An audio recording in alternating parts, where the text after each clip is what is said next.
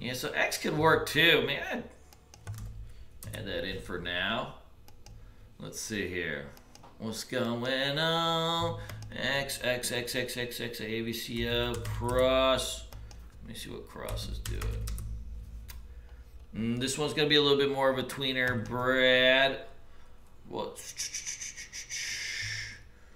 I think we got it. Data. PayPal.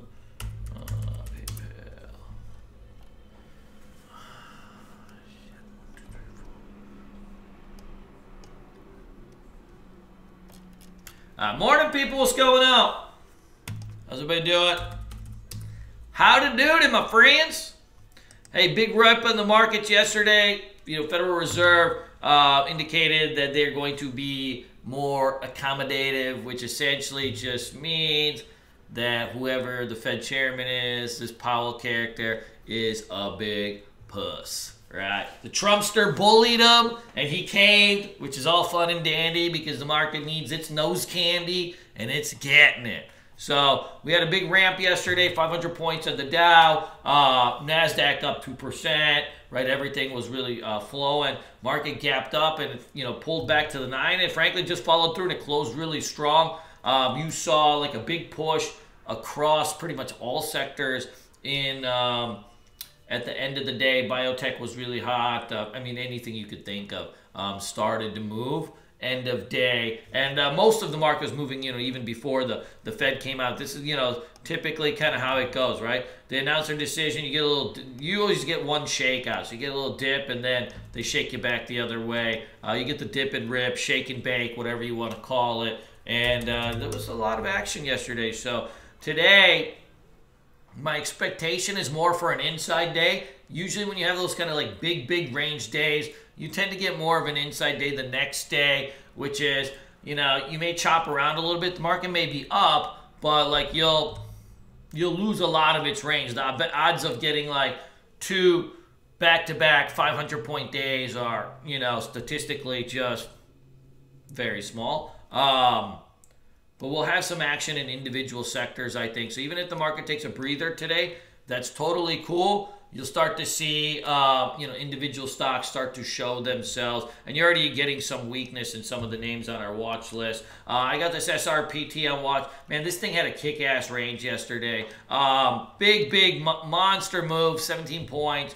Looking for red to green on this one. Any kind of flush at the open, I'm looking at this one for potential rebound. Same thing with this PYX. I had a volume pop yesterday, big range. You're already starting to see it come down. Watching between that 1460, 15 range. If it pulls back to that, you start to see either a 1, 2, 3 pattern or red to green start to show up. We'll look at potentially taking this thing into the push to the long side.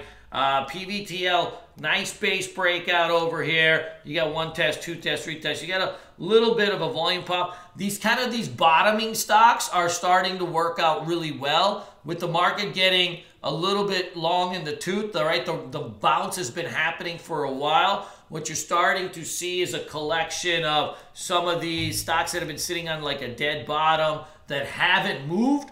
They're the ones that are starting to really push up and go. So all that kind of fun stuff is happening. I got OSTK on watch for potential flag pattern. I think this one's got probably about a $20 magnet in it. It's still got tons of shorts. You're looking at maybe 50% of the float is short. So when you got 50% short float, it'll move a little bit haphazard. But if it catches a bid, watch this thing squeeze them titties.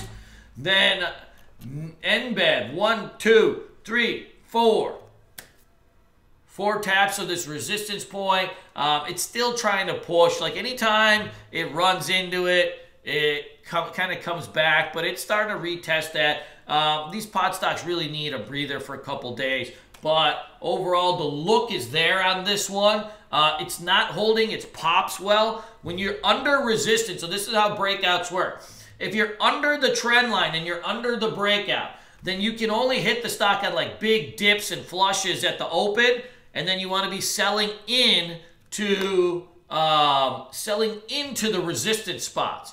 But if you get over resistance and then you start to build, then you can start kind of buying on strength and buying on breakouts and stuff like that. But under resistance, you can only buy big flushes in and sell into the pops. And so there's always a dichotomy between stocks that are breaking out and how you trade them versus stocks that are stuck under resistance and how you trade them. One requires you scooping it up on dips. The other one requires you to be pushing it on strength, right? And that small nuance is what can keep you from, right, really hitting your goals sometimes. Labu, we talked about. AMD had a power close yesterday, a big power close. You know, this stock is thick, but it has the ability to move. You saw that breakout end of day yesterday where it kind of really started to chug along. One thing to remember on this one is it's super thick. So, you know, at times it'll tease like it wants to break out, but it just doesn't have the juice because, right, it's got a 500 million share float. It does hundreds of millions of shares in volume. So it doesn't move like a low float stock, right? It moves more like a bank, but it doesn't mean that it can't go. It just sometimes needs to really build up a little bit of steam. Hey, CV, what's up, baby? It needs to build up a little bit of steam and then go, right? So remember that, right? Stocks, they get their power from consolidations. They get their power from those basing actions. And so when you get it and you multiple test and the range contracts, that's when you can explode, right? And so today we'll have this on our watch list. You're starting to see a weak open, right? And so where was the breakout spot? It was right around 22. You're starting to see a weak open. When you get a weak open like this on a previous momentum, what you want to do is watch that first dip. If it starts to hold that first candle of the first dip at the open and you start to round, you can watch it for either a 1, 2, 3 pattern or a red to green. Remember, if you guys are brand new and you don't know what a red to green is or a 1, 2, 3 pattern, check on the YouTube channel. We did some webinars last week and the week before describing some of the patterns that we do. Let's talk about earnings. A lot of earnings plays on today, right? So these are the gapper plays.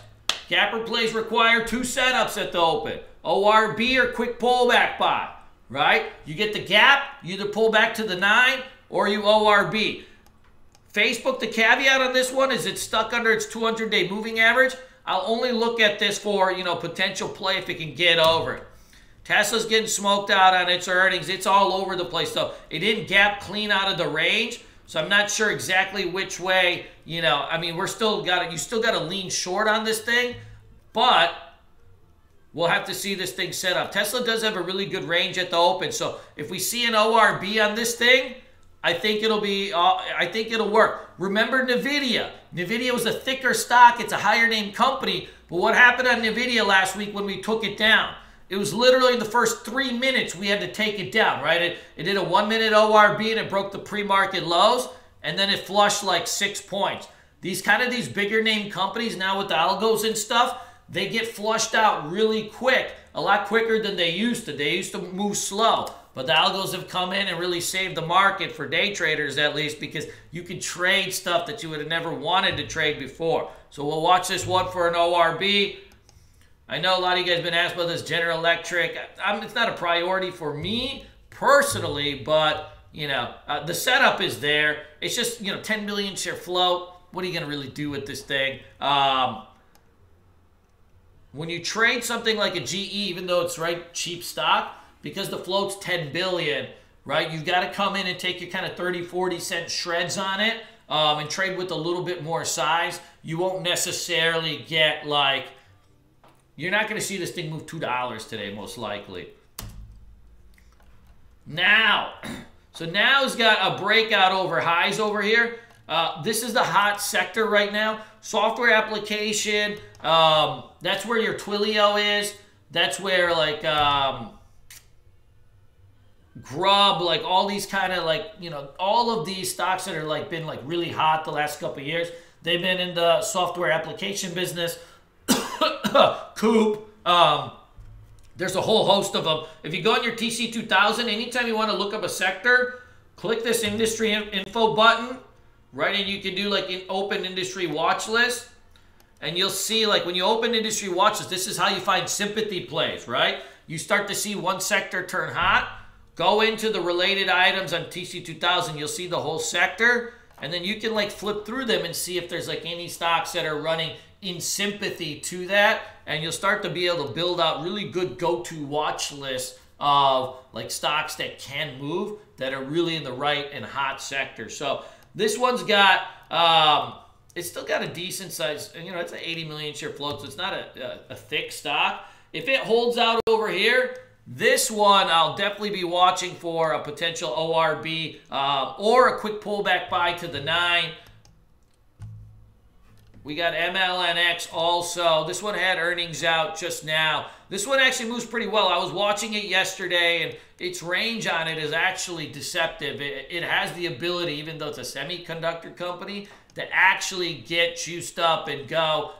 This is another one that I think we watch for an ORB. And then, you know, there's a whole host of stocks running around today, guys. Focus up your watch list. Keep an eye on this IIVE too.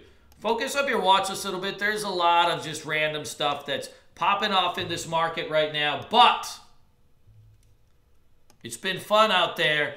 Earnings season is the best time to trade. Remember that once earnings season is over, the market will kind of be slow. You want to really elongate your gains right now and make sure that you're really focused on the hot plays, because they're out there, that's for sure. They are out there. All right, let's see, IIVE.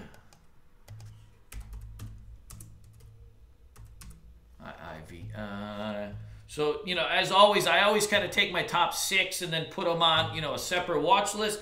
That way, I'm not missing these bad boys. You never want to start, you never want to have a hot list and then sit there with, you know, your balls in your hand the rest of the day wondering, like, did I miss the play? Did I not miss the play? Win is going to be good, too. You can definitely put win on your list.